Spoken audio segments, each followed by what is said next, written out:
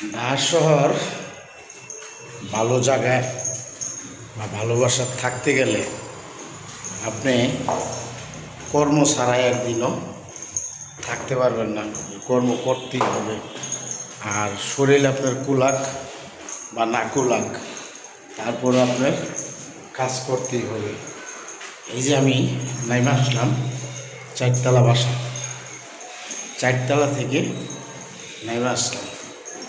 এর ভাড়া হচ্ছে 11,000 টাকা, পানির বিল, কারেন্ট বিল, গ্যাস বিল দিয়ে আপনার 15,000 টাকার মতো আসে।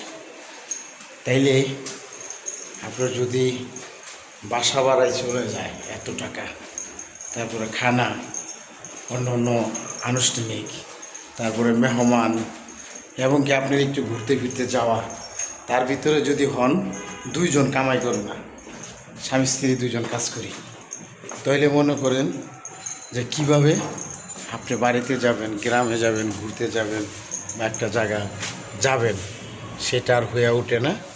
তো সবাই ভালো থাকবেন, সুস্থ থাকবেন।